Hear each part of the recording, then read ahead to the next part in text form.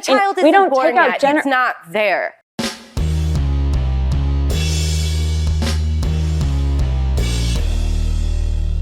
How's everybody doing? My name is Anthony Brian Logan, and today we got to talk about pro-life activist Lila Rose going on Dr. Phil and destroying a pro-abortion young lady in the crowd. She also destroyed Dr. Phil himself when it came to facts and figures and science. And you know what's funny? On the left, they always talk about trust the science, believe the science. But then when you come with science that they don't agree with, all of a sudden things change. Oh, now you're being a bigot. Now you're being hateful. No. I'm bringing science. So now all of a sudden science is hateful and bigoted. But 2 seconds ago, when you were talking about science, I had to trust it and believe in it. So which one is it? Funny how that works, but I digress. Before I go any further into it, let's roll a couple of clips. I'll place these clips in the description box if you want to check them out for yourself without my commentary. But we got to see these because this is a fantastic argument. And it's also a fantastic way of arguing. So shout out to Lila Rose for these clips. There is nothing you could possibly say to justify that level of lack of empathy. Now, I'm not sure what the context is there. Maybe they'll be able to reveal it a little bit later in this clip.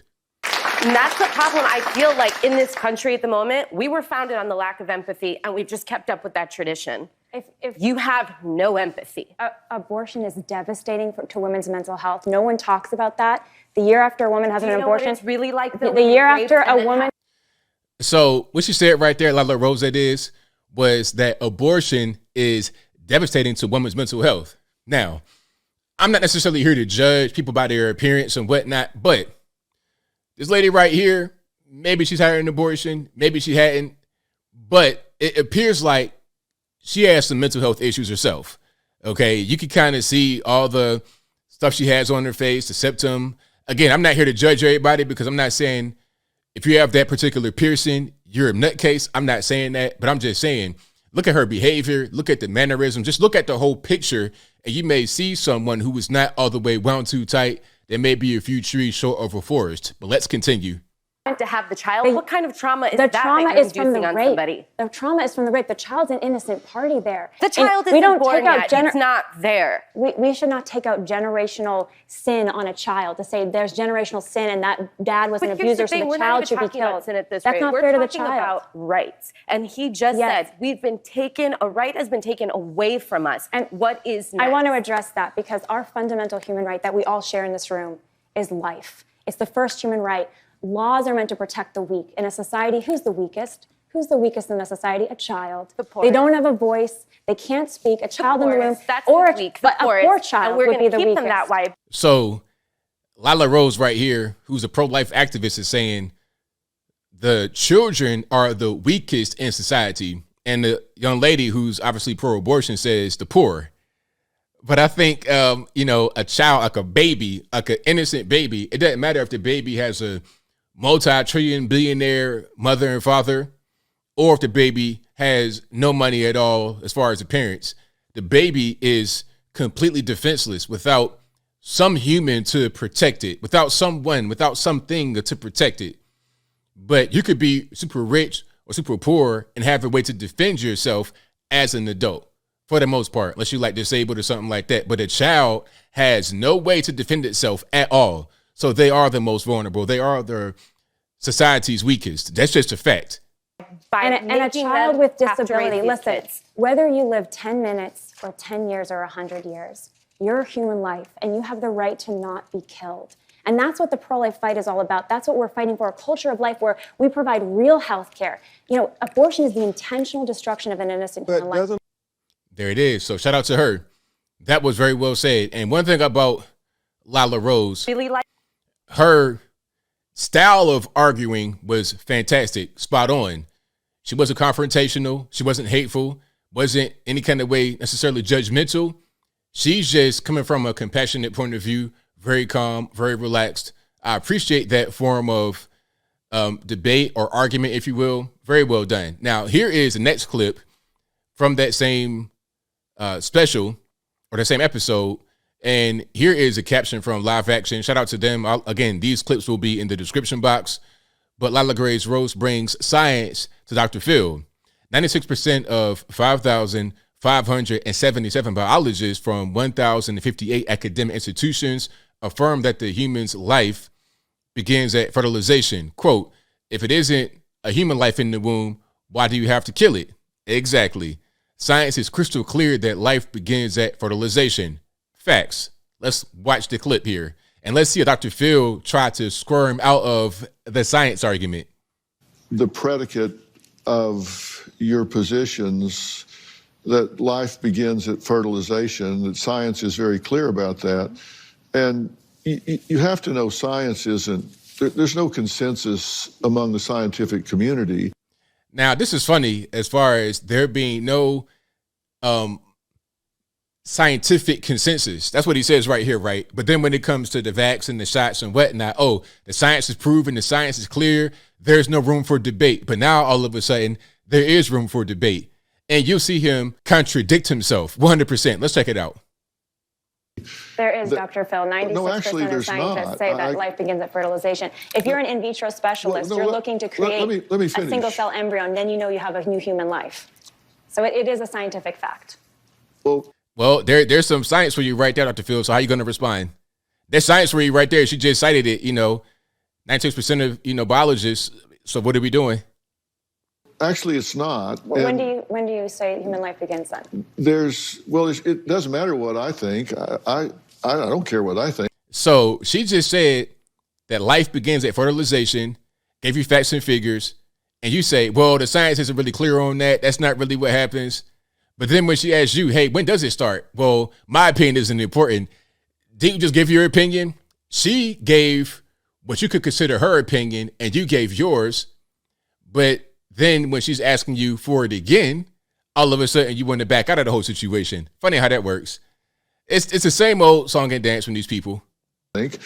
What I'm saying is the scientific community does not have a consensus about when life begins. It's simply inaccurate. It's simply inaccurate. That's not true. You can go to the body. A single cell embryo is a unique new human life. You can go to the body of scientific literature and you can find neuroscientists who say that it begins when there is a detectable brainwave. But Dr. Phil, in an abortion, if it's not a human life, why do you have to kill it? I haven't spoken over you. No, answer the question, Dr. Phil. Come on, man, answer the question.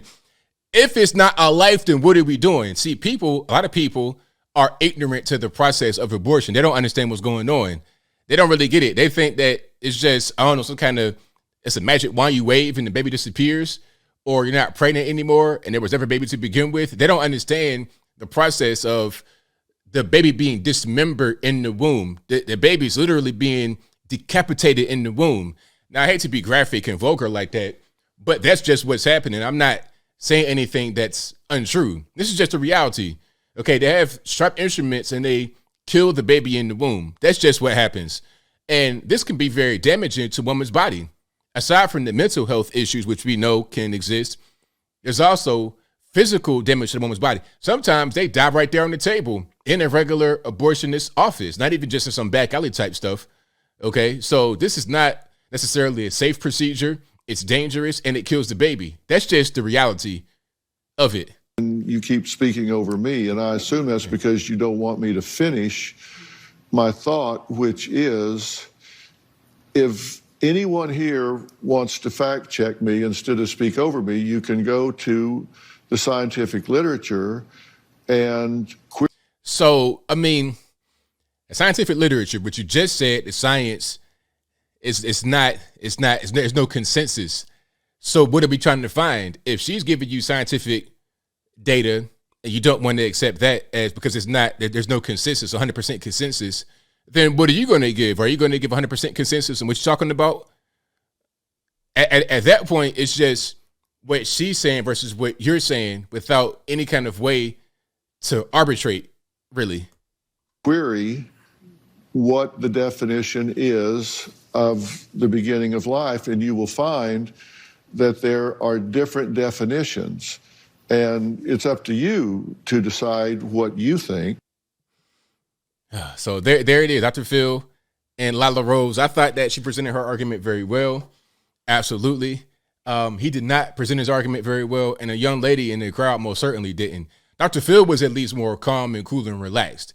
Okay, he took that approach. That was smart. But the young lady in the crowd, you know, all this head movement, you know what I mean? That right there, I didn't really like too much. But as I close, I want to say this.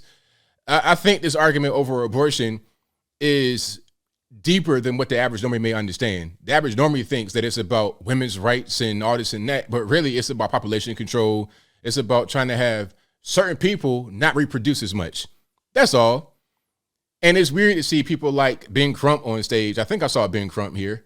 Yeah, it's weird to see people like Ben Crump on stage, who's the black ambulance chaser, right? Matter of fact, there he is right there. You see him? He's a black ambulance chaser. Okay. You got him on stage and you see him every time that somebody black dies at the hands of police or in police custody or near police or something like that, or some kind of racial incident. But here he is on Dr. Phil stumping for abortion, saying that it's a good thing and that you should have more of it. Meanwhile, 34% of all abortions are performed on black women, despite them being only 12, 13% of the female population in America. So what are we doing, Crump? You pretty much go wherever the check goes. You're going to the leading industry that kills more blacks than anything else. Car accidents, homicide, suicide, fire, murder, everything. Abortion trumps tenfold. You're supporting that, but you want me to believe that you're out there fighting for black rights. If that's the case, I can't tell, but I think I'll leave that right there for now. And what say you? How do you feel about this whole argument? Pro-life, pro-choice? Where do you stand on it? How were the arguments presented here in this particular set of clips? Whatever your thoughts are, let me know in the comments below. You guys know where I'm at. I am 100% pro-life. Life does begin at conception. And if anyone disagrees with me, then the question would be, okay, when does life begin? Dr. Phil didn't want to answer it. People in the crowd generally don't want to answer it. And really, if you get them to be honest, they'll say life doesn't begin until the baby's born, which is ridiculous. I mean, come on. You could do sonograms or whatnot and see a whole baby in there, 5-6 months, kicking and having a party. I mean, come on. Let's just stop playing games. Let's stop playing games and get down to the bottom of what this is all about. Population control, trying to have people like myself not even exist. That's what it started for, and that's why it's here today. And I dare anyone to prove me wrong. But whatever your thoughts are, please let me know in the comments below. And that's all I got to say for this video. If you like what you heard, please comment, rate, share, and subscribe. Peace.